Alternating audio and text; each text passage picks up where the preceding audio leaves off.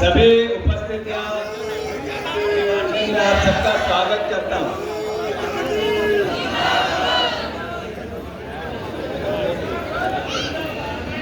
भारत माता की एक साथ, भारत माता की। मैं कालो तो भारत माता की नहीं बोला, भारत माता की।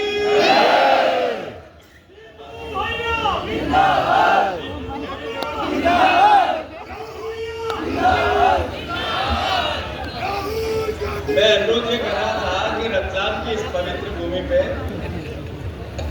ये रत्नों की नगरी है, सोने की नगरी है, ये बुद्धिमान लोगों की नगरी है, ये सेठों की नगरी है, ये पूरे मध्य भारत का मुख्य व्यापार केंद्र यहाँ से ही चलता था। वैसी नगरी है जहाँ पर हर चीज में जब नया परिवर्तन होता है तो रतलाम जैसे महान परिवार के बुद्धिमान लोगों के द्वारा होता है। तो जितने यहाँ सेठ साहूकार हैं उनसे मैं आग्रह करना चाहता हूँ, जो व्यापारी गण है उनसे मैं आग्रह करना चाहता हूँ कि हमारे यहाँ के विधायक चेतन कश्यप जी, भैया थोड़ी मदद करो, थोड़ी मदद करो 10 मिनट। उनकी संपत्ति हो गई 300 करोड़ रुपए, 300 करोड़ रुपए ऑफिशियल संपत्ति उनकी पर्सनल हो गई 300 करोड़ रुपए। 300 करोड़ रुपए 20 साल के विधायक, इससे पहले भी बीजेपी की 21-22 साल की सरकार, क्या हमारे रतलाम को एक भी ऐसा उद्योग मिला जिससे रतलाम के लिए हम नाम रोशन कर सके कि इसके आने के बाद ऐसा हुआ? मैं सभी व्यापारी बंधुओं से आग्रह करता हूं, समृद्धि दिखती कैसे है? अगर बदलाव होता है तो दिखता कैसे है? बदलाव होता है तो ऐसे दिखता है कि हमारे बच्चों के पास रोजगार हो, हमारे दुकानों में व्यापार हो। जब व्यापार और रोजगार दोनों रहेंगे तो किसानों की भी इनकम बढ़ेगी, तो वो आपके दुकान पे आएंगे। जब आपकी दुकान पे आएंगे तो आपके भी मकान नए होंगे। मैं जहाँ खड़ा हूँ और यहाँ से वहां तक निगाह डालता हूँ तो 3-4 मकानों का नया कलर हुआ है, सब पुराने। ये देख लो हालात, क्या हालात है, ये सच है। पत्रकार बंधुओं, मैं किसी को क्रिटिसाइज या अपमानित करने के लिए बात नहीं कर रहा हूँ, मैं सच्ची आत्मा से बदलाव लावा कि आखिर क्यों देश में ऐसा हो रहा है कि एक व्यक्ति जिसने पूरी दुनिया में ये कहा कि मैं नया भारत बनाऊंगा, नरेंद्र मोदी, उन्होंने कहा मैं भ्रष्टाचार मुक्त भारत करूंगा, मैं मेक इन इंडिया करूंगा, स्टैंड अप इंडिया करूंगा, अलग अलग तरह के अलग अलग बात नारे दिए। उन्होंने किसानों की इनकम दुगनी करने की बात की, 15-15 लाख जो विदेशों में चोरों ने रखा था वो लेके आने को आपको देने की बात कही। उन्होंने कहा कि मैं $5 ट्रिलियन की अर्थव्यवस्था बनाऊंगा और 2 करोड़ रोजगार आपके बच्चों को दिलवाऊंगा। किसके बच्चे को रोजगार मिला इस 20 साल में? हाथ ऊंचे करो जरा। तो काका आपके बच्चे को मिला? उधर अभी आपके बच्चे को मिला? किसी को एक रोजगार रिश्तेदार को मिला? मिलने जुलने वाले को मिला? नहीं मिला। तो यदि वोट आपका है तो विधायक आपका होना चाहिए। अगर वोट आपका है तो सरकार आपकी होनी चाहिए। अगर वोट आपका है तो जो वादे किए वो पूरे होने चाहिए। सही है कि गलत? मैं अनुरोध करना चाहता हूं नरेंद्र मोदी जी, देश को आपको बताना होगा कि आपने कहा था मैं अलग तरह का भारत बनाऊंगा। तो कांग्रेस से भ्रष्ट कोई पार्टी नहीं, 2G होगा, 4G होगा, कोयला घोटाला होगा, कामन होगा, इन चुनने किया जेल की सलाखों के पीछे हो गए। 11 साल में एक भी जेल की सलाखों के पीछे नहीं गया। कोर्ट ने सबको बरी कर दिया। नरेंद्र मोदी जी, जब आप देश से झूठ बोले थे, अब इसका पाप किसका? इसका पाप किसका? मोदी जी, आपने कांग्रेस को मुंह भर भर के गालियां दी। राहुल गांधी पे सवाल उठा, राहुल गांधी को कहा कि तो अपरिपक्व आदमी है।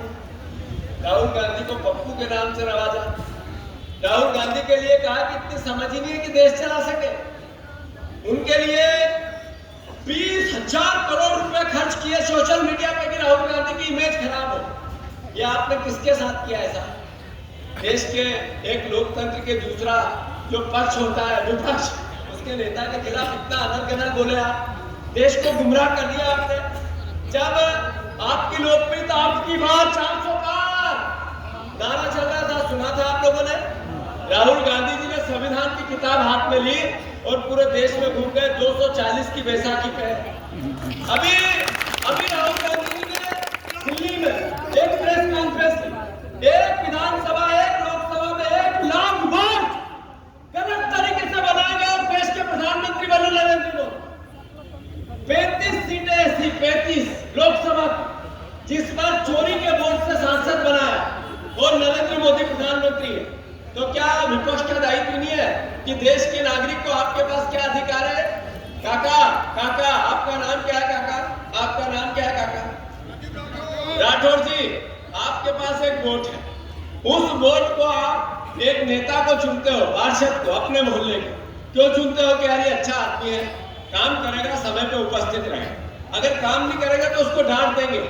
आप एक विधायक चुनते हो चेतन कश्यप को, क्यों चुनते हो कि यार आर्थिक संपन्न आदमी है, भ्रष्टाचार नहीं करेगा, आदमी बड़ा इसलिए विकास लाएगा, उद्योगपति इसलिए उद्योग भी लेके आएगा, इसीलिए चुनते हो। आपने सांसद चुना यहाँ से बीजेपी का इसलिए कि देश की सरकार को बदलाव आएगी, तो आपके वोट का अधिकार आपका था, पर आपने वोट दिया एक को, मिल गया दूसरे को, तो फिर ये कैसे चलेगा? देश का लोकतंत्र भरोसे पे चल सकता है? अगर भरोसा समाप्त हो गया तो फिर देश बचेगा कैसे? राहुल गांधी जी बिहार में यात्रा निकाल रहे हैं, करोड़ों करोड़ों लोग रोड पे हैं, हम मध्य प्रदेश में लगातार ये यात्रा निकाल रहे हैं, हजारों की तादाद में। ये जन समर्थन क्या है? रतलाम में इतना बड़ा जन समुदाय इससे पहले कभी देखा था आपने? जो हुआ ये जन समुदाय, ये कोई मेरे आने से या कांग्रेस के लाने से नहीं हुआ, ये उस लोकतंत्र को बचाने के लिए हुआ। अगर रतलाम के जितने व्यापारी बंधु हैं, आप वोट दिलवाते हो बीजेपी, आप विचार करो इन 10 साल में आपकी इनकम घटी है बढ़ी? आप विचार करो कि पिछले 10 साल जो मनमोहन सिंह जी के थे वो अच्छे थे या मोदी के 10 साल के अच्छे दिन? विचार करो, आप विचार करो। रतलाम वासियों, सवाल यह है कि मैंने कल परसों नरसों पिछले 10 दिन से कहा कि इस प्रदेश में नशा बढ़ रहा है, और मैंने मन से नहीं कहा, मैंने नरेंद्र मोदी की रिपोर्ट के आधार पर कहा। देश में जो मिडिल हमारे मध्य भारत के राज्य हैं, वो चाहे राजस्थान हो, चाहे महाराष्ट्र हो, चाहे बिहार हो, चाहे इधर का अपना छत्तीसगढ़ हो, चाहे उत्तर प्रदेश हो, ये आसपास के जितने बड़े राज्य हैं उसमें सबसे ज्यादा नशे की खपत मध्य प्रदेश में। मध्य प्रदेश में ड्रग्स अद्भुत और अकल्पनीय आने लगा। जगदीश देवड़ा के साथ जिनके फोटो आते हैं वो ड्रग्स के व्यापारी निकलने लगे। तो क्या मुझे ये बात नहीं पूछनी चाहिए कि ऐसा क्यों हो रहा है? पूछनी चाहिए कि नहीं पूछनी चाहिए? अरे भोपाल में ड्रग्स माफियाओं की फैक्ट्री पकड़ाई तो विश्वास सारंग के साथ फोटो आए जो बीजेपी का मंत्री है, तो मुझे उससे सवाल नहीं करना चाहिए? अरे प्रहलाद पटेल के साथ ड्रग्स माफियाओं के फोटो आए तो मुझे सवाल नहीं करना चाहिए?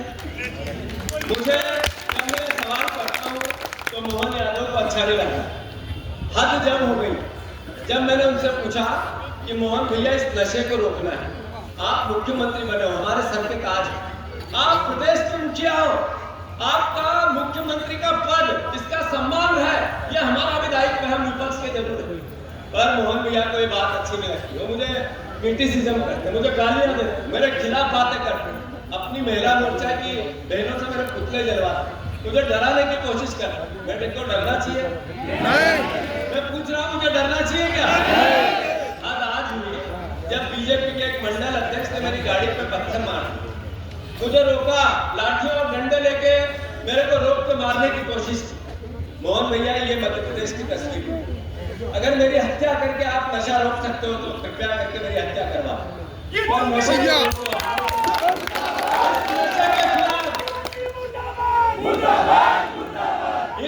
के खिलाफ मैंने बिल्कुल भेजा दिया, इस नशे के खिलाफ मैंने बिल्कुल भेजा दिया। आप सब मेरा साथ दोगे कि नहीं दोगे? मैं प्रदेश की जनता से आह्वान करता हूं, जिस इस वीडियो के माध्यम से जो सुन रहा है, अगर मोहन भैया मेरी हत्या भी करवा देंगे तो अब मैं नशे के खिलाफ अभियान नहीं रोकूंगा, ये वचन लेता हूँ मैं आपसे।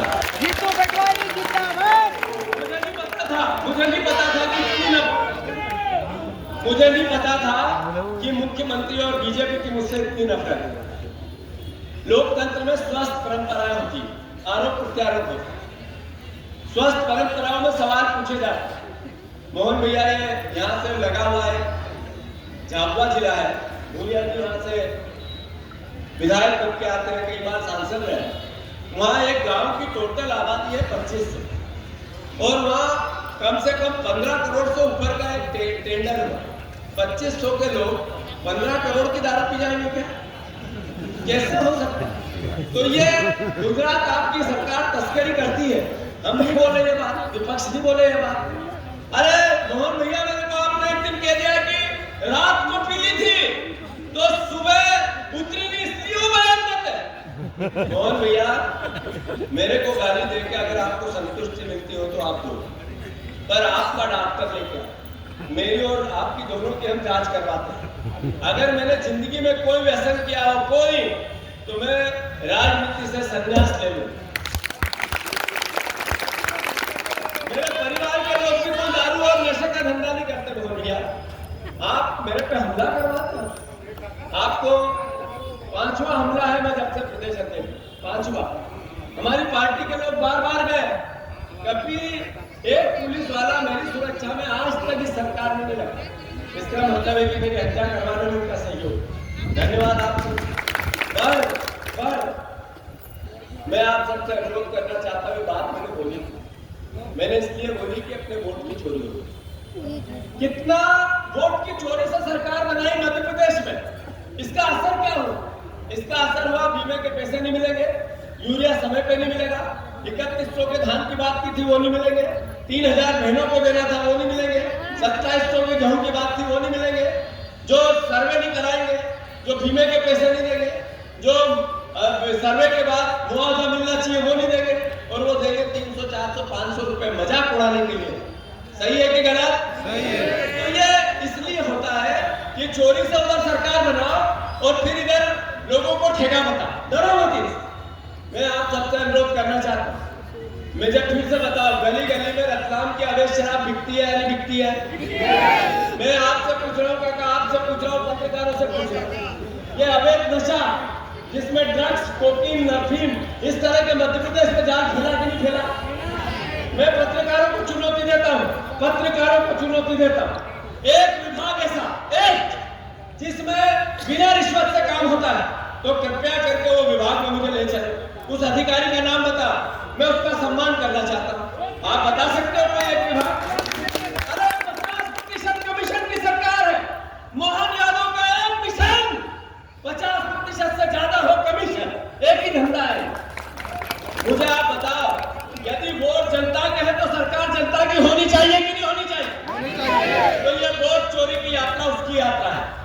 अब नरेंद्र मोदी हर बार बीजेपी का एक बहुत पुराना स्वदेशी अपनाओ देश बचाओ सुना था आप लोगों ने?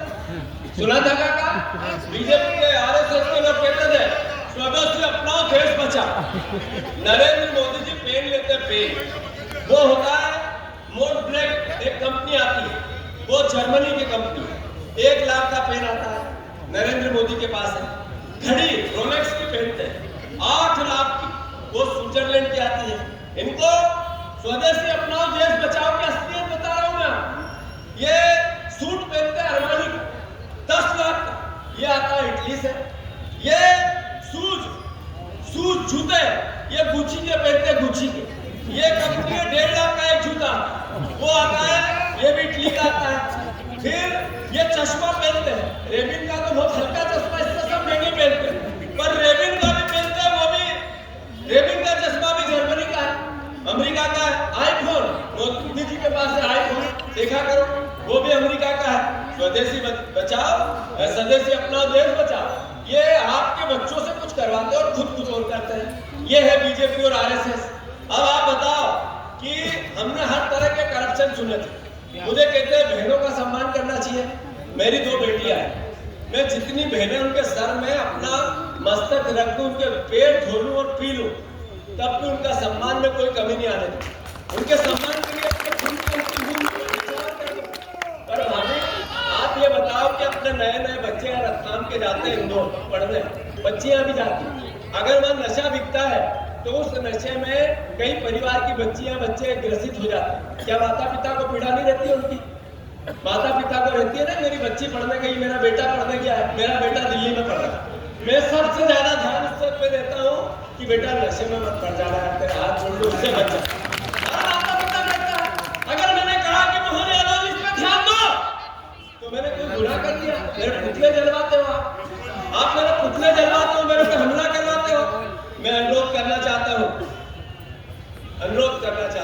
हमें विपक्ष का दायित्व, अभी कोई चुनाव नहीं, हम जगह जगह आयोजन क्यों करें? जनता को जगाने को। हम जगह जगह आप लोगों के बीच में क्यों आते हैं? कि सरकार सही काम करे। 3 साल बीजेपी की सरकार है, हटेगी नहीं। बीजेपी की सरकार रहनी भी चाहिए, पर उस बीच में करप्शन कम करने के लिए मुख्यमंत्री जी कोई प्रयास तो करो। आप करो नशे को कम करने के लिए प्रयास, आप करो। कर्ज है मध्य प्रदेश पे हर परिवार पे 56,000 60,000, टोटल हो गया 5 लाख करोड़ का। आप 5 लाख करोड़ का प्रदेश में कर्ज है, जिसके 30-40 हजार करोड़ रुपया लगभग ब्याज देना पड़ता है। और आप राजनीतिक अय्याशी करते हो, बड़े बड़े भंडार सरकारी पैसे से लगाते हो। 100 करोड़ रुपए वकीलों को ओबीसी का आरक्षण रोकने के देते हो, 1,000 करोड़ रुपए के महीने के विज्ञापन देते हो, 5,000 करोड़ रुपए बड़े बड़े पंडाल लगाते हो, भाषण देते हो। तो आखिर ये कैसी आपका मैनेजमेंट? और ये सवाल मैंने पूछू, विपक्ष का नेता ने पूछे, कांग्रेस पार्टी ने पूछे, तो फिर कौन पूछे? आखिर लोकतंत्र बचेगा किस? तो मैं अनुरोध करता हूं कि मोहन यादव जी को सद्बुद्धि दिया और आग्रह करता हूं कि मेरे को हमले कराओ। मजे आएंगे जब आप हमले कराएंगे। तो मेरे किसान परिवार में, किसान का बेटा हूं, किसान देख रहा है वो कि हमारे बेटे को तो आवाज देता है, उसको मोहन यादव हत्या करना चाहता है, ये देख रहा है। मोहन यादव जी, आप जितने मेरे पे हमले कराओगे, जितने हमले कराओगे, उतनी ताकत से मैं लड़ूंगा, डरूंगा नहीं, छाती ठोक के लड़ूंगा। मैं फिर से आप सबसे आग्रह करता हूं, संगठन सृजन के माध्यम से पंचायत कांग्रेस कमेटी बनने का प्रोसेस चालू है। इन सब बीमारियों का अंत एक है, केवल संगठन मजबूत करो, कांग्रेस को एकजुट करो, सब मिलकर विचार की लड़ाई लड़ो। राहुल गांधी जी का साथ दो। राहुल गांधी जी कैसा व्यक्तित्व, 20 साल लगातार उस पर कितनी मजाक हुई, कितनी उसकी सोशल मीडिया पर मीम्स आई।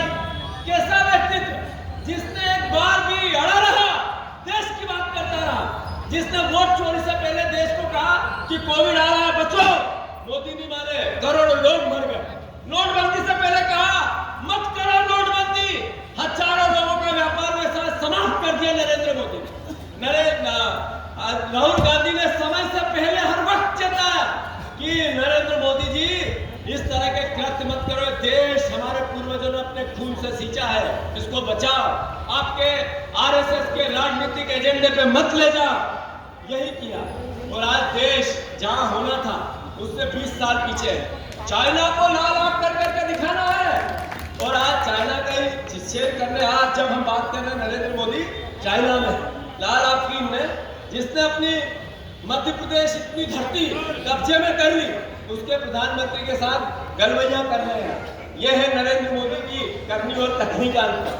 मैं आग्रह करता हूं, मैं हाथ जोड़कर प्रार्थना करता हूं कि मैं परिवार का साथी हूं। कांग्रेसियों सुनो, पूरे प्रदेश के, मेरे को कुछ नहीं दिखता है, सिर्फ इस मध्य प्रदेश की समृद्धि और आपका भला कैसे हो, इसके लिए एक दिन भी मैं घर नहीं रहता हूं। जिस दिन से प्रदेश अध्यक्ष बना हूं, रोड पे हूं, सड़क पे हूं, मुझे आप साथ मदद, मेरे को सहयोग, कांग्रेस का सहयोग, आशा है मुझे आप लोगों का आशीर्वाद मिलेगा और 2028, 27 और 29 में सब जगह कांग्रेस जीतेगी। भारत माता की जय। वोट चोर गद्दी छोड़, वोट चोर गद्दी छोड़, वोट चोर गद्दी छोड़।